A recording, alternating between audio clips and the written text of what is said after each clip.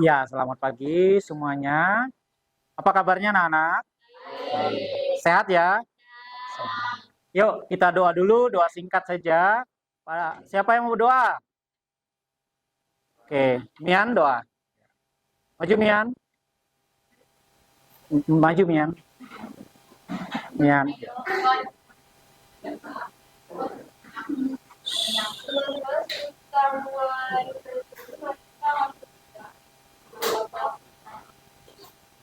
Hari ini harus kita selesaikan bagaimana proyek ini nanti kita laksanakan. Jadi hari ini memang harus kita laksanakan. Nah, kita lihat di depan, tema yang Bapak ambil apa? Siapa yang suka bergaya? Wah, banyak yang suka bergaya kan? Ternyata kita juga punya gaya hidupnya masing-masing kan? Tapi yang mau kita lihat, temanya ini lihat topik, pengolahan sampah di sekolah. Siapa yang prihatin kalau lihat sampah? Banyak yang nggak prihatin kalau lihat sampah ya? Hah? Semua harus prihatin. Ya, ya Iren ya, mana Iren?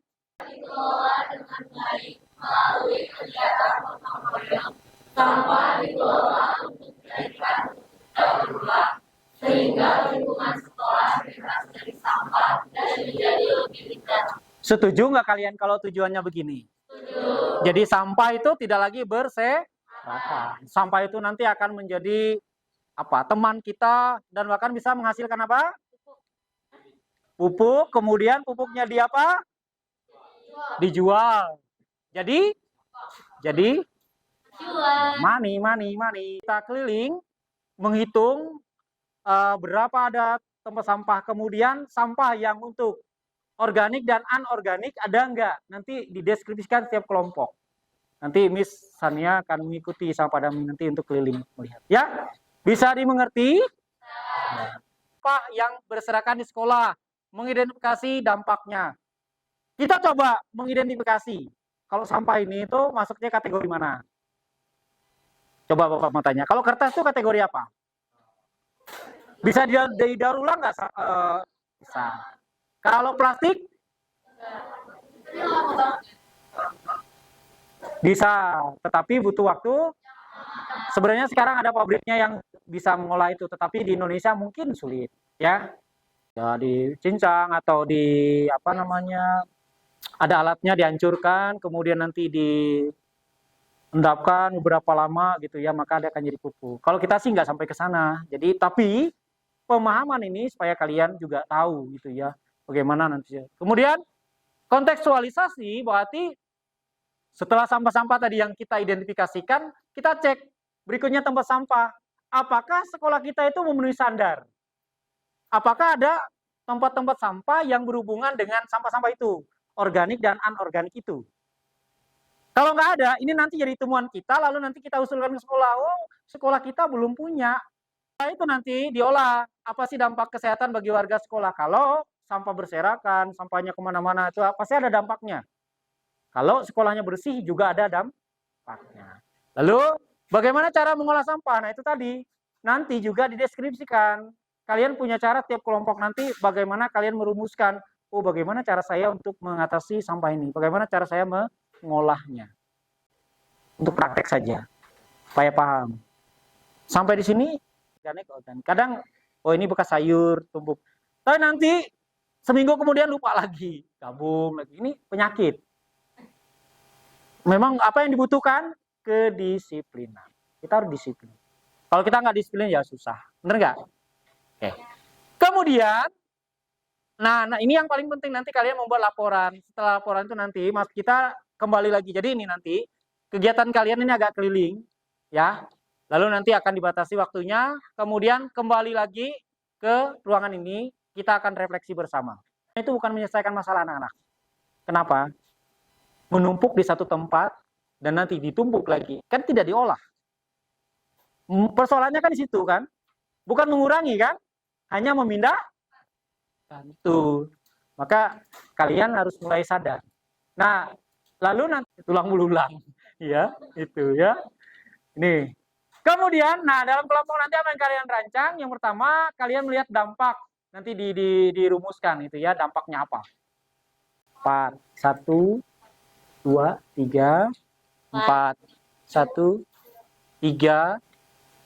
Oke, yang laki-laki 4 langsung. 1,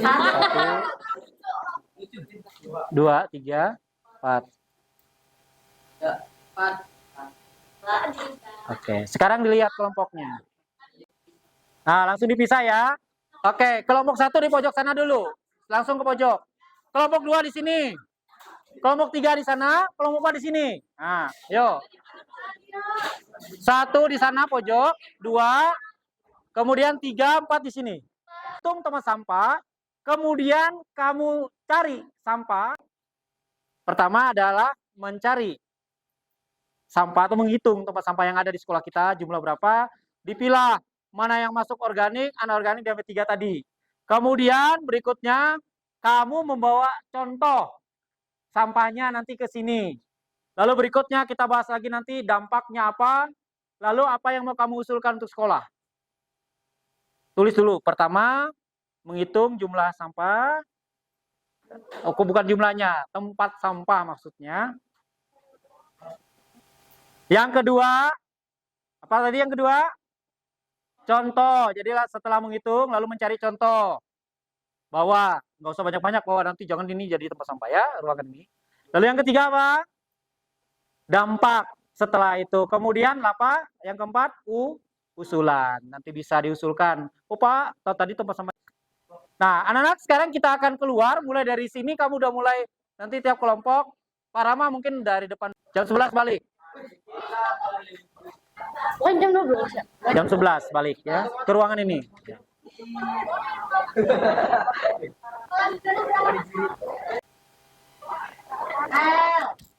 Ayo, ayo, ayo.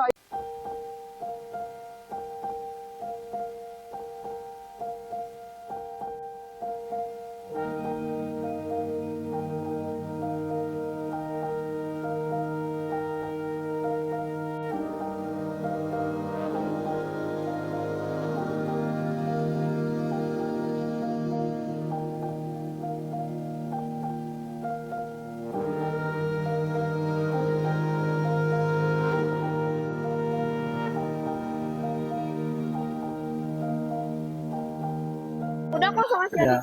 Oke, nih coba anak-anak lihat. Ini kan kalau misalnya kita lihat sampah ini kan macam-macam ya modelnya. Terus kemudian kayak gini kan isinya juga udah tidak sesuai. Harusnya apa ini? Harusnya ini tuh Organik kan harusnya kan. Kalau yang ini? anorganik. Nah, sebenarnya nggak tahu. Lalu satu lagi itu ya medis nggak ada kan. Ini adalah yang sangat berdampak gitu ya kalau misalnya di sekolah kita ini terus terjadi, maka ini nanti akan jadi persoalan.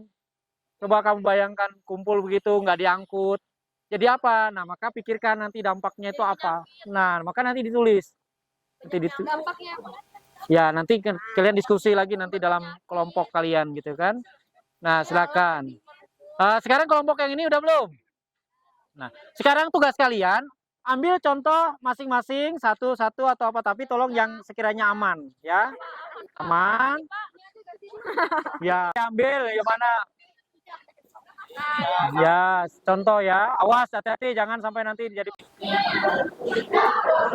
Ini kaos kakinya kenapa kok bisa?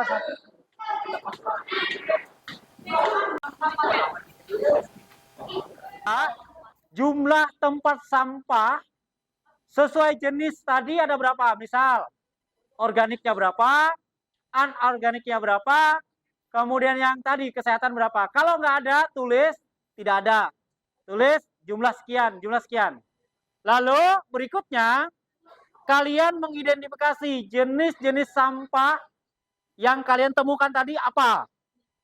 Ya, satu apa yang kalian temu, yang kalian lihat dari perjalanan kalian tadi gitu ya. Kemudian yang berikutnya, setelah itu dampaknya apa kira-kira dengan sampah yang kalian lihat tadi? Apakah dampaknya baik atau sekolah kita masih belum baik? Masih banyak tumpukan sampah? Lalu yang terakhir, apa usulan tiap kelompok untuk sekolah? Terutama penanganan sampah. Jadi ya, berapa soal jadinya?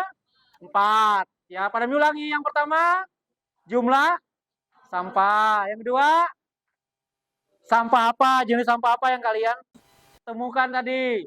3. Dampaknya apa? Yang keempat, usulan pada sekolah. Bapak beri waktu 15 menit dari sekarang.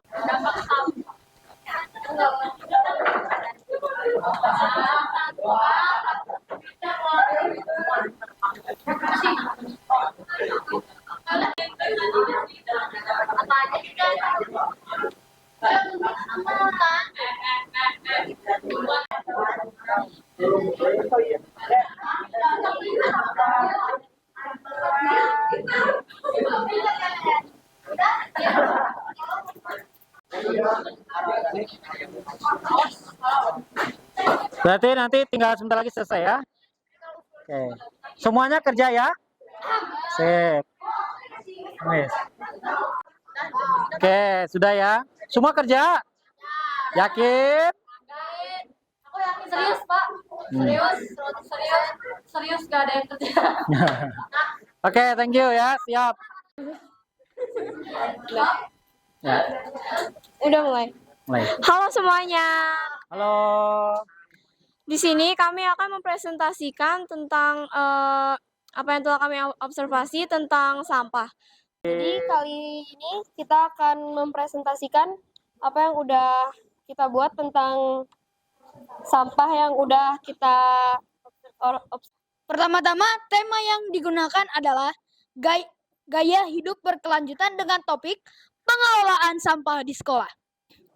Di SMP Santo Mikael ini disediakan ada 38 tempat sampah yang kami temukan.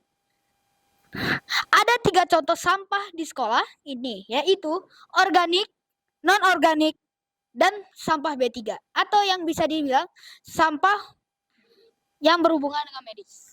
Terus dampaknya itu berbau, tidak enak dipandang, lingkungan kotor, butuh bertahun-tahun untuk berurainya. Iya. Sarannya menambah tempat sampah dan juga membuat proyek soal sampah. Seperti proyek yang kali ini.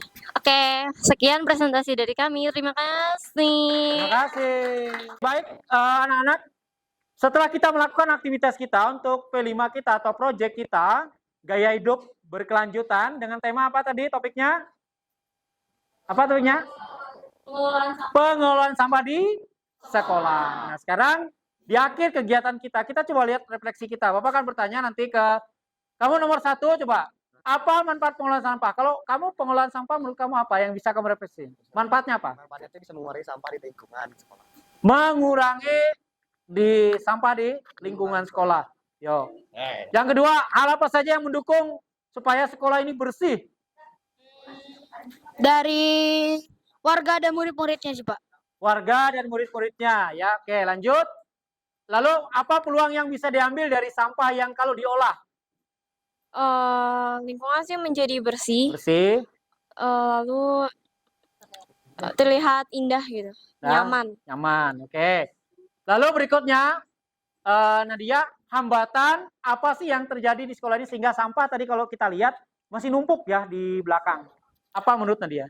Menurut saya, hambatan soal sampah di sekolah ini, terutama anak-anak sekolah yang masih bandel, apalagi kalau misalnya habis jajan di kantin, terus ngebuang sampahnya sembarangan karena males gitu. Siap.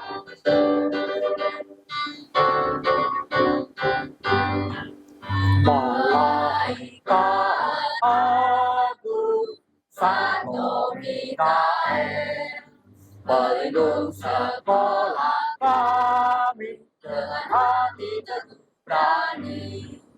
Kini kami berbakti di bawah perlindunganmu.